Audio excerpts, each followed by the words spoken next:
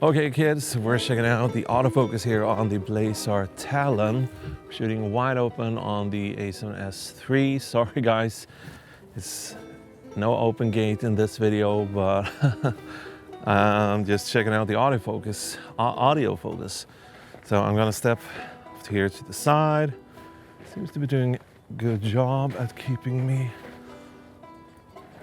in focus here. Okay. Yeah, this is definitely more than usable autofocus, I'd say.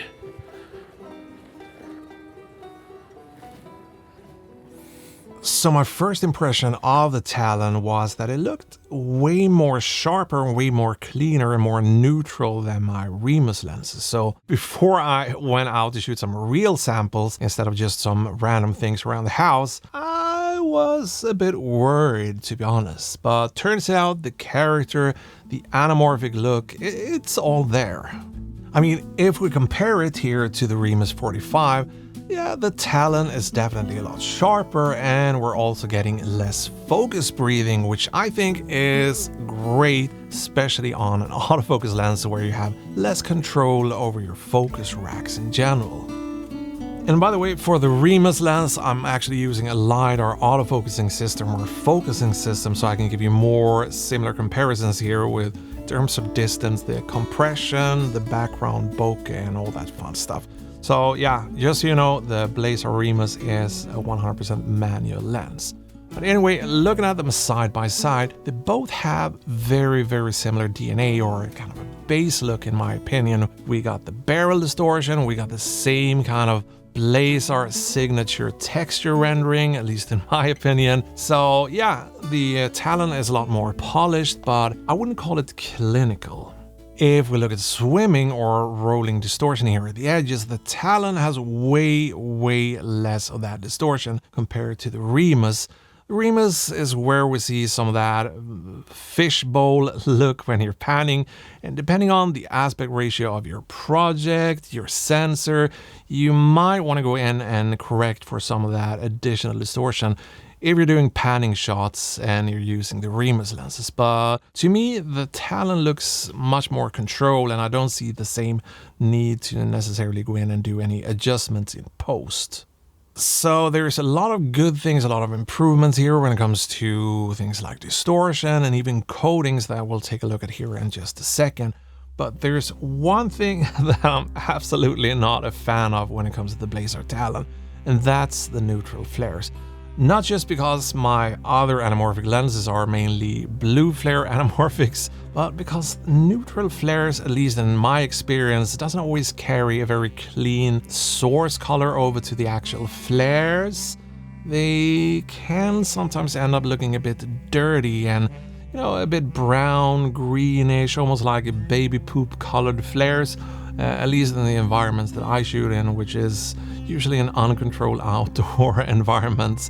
If you're shooting in more controlled environments, or if you're chasing like headlights of cars, that sort of stuff, you might have a different success rate. But in my experience, neutral flares can be kind of hit or miss depending on the environment you're shooting in. So personally, not a huge fan of neutral flares. I'd much prefer a defined, preferably blue flare, but I guess amber flares would be a better option for me.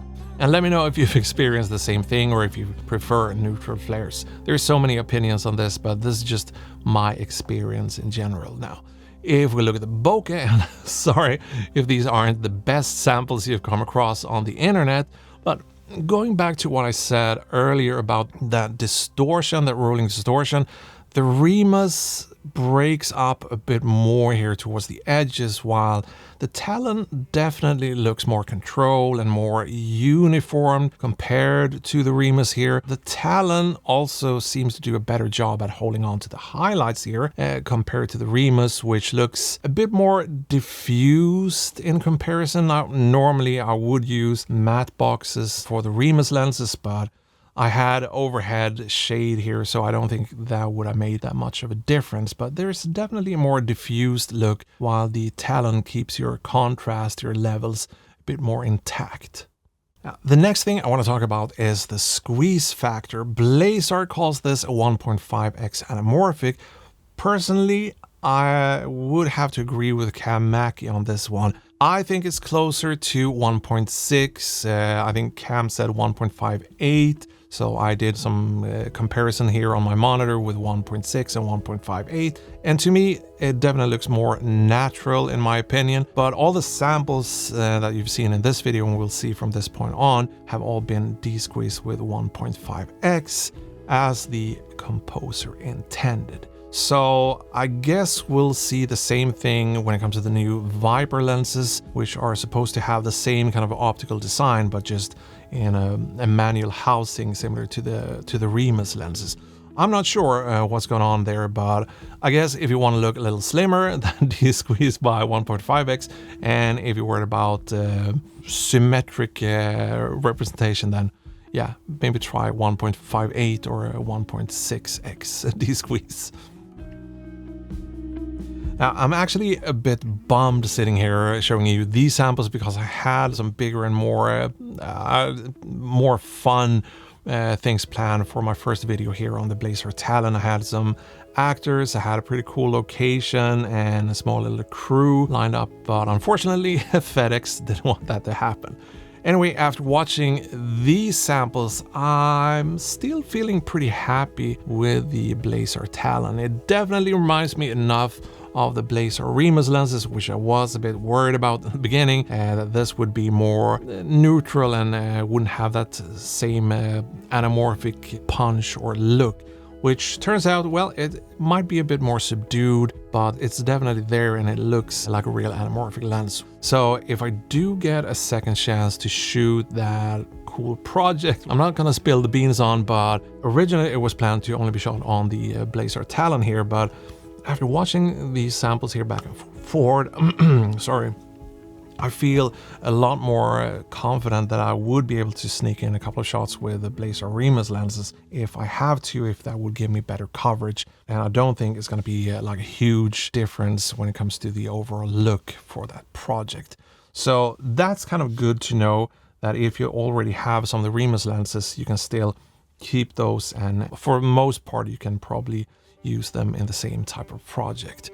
But for me, honestly, the autofocus is probably the biggest reason why I decided to get the Talon. I'm someone who films myself a lot, and let me tell you, it's kind of cool to use manual lenses and all that for a while, but after some time it just becomes exhausting to deal with the manual lenses, the LiDAR systems, that sort of stuff. It kind of takes so much time, and it's difficult to keep the steam up and be positive and you know, keep that flow going when you're out recording yourself.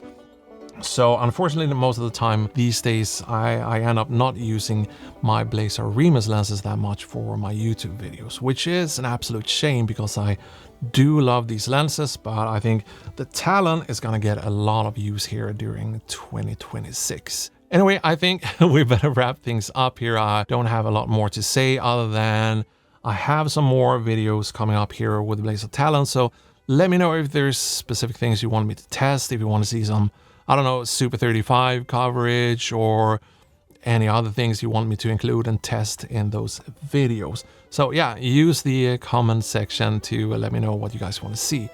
But that's gonna be it. So thank you so much for stopping by. I'll see you in the next one. Goodbye, sirs.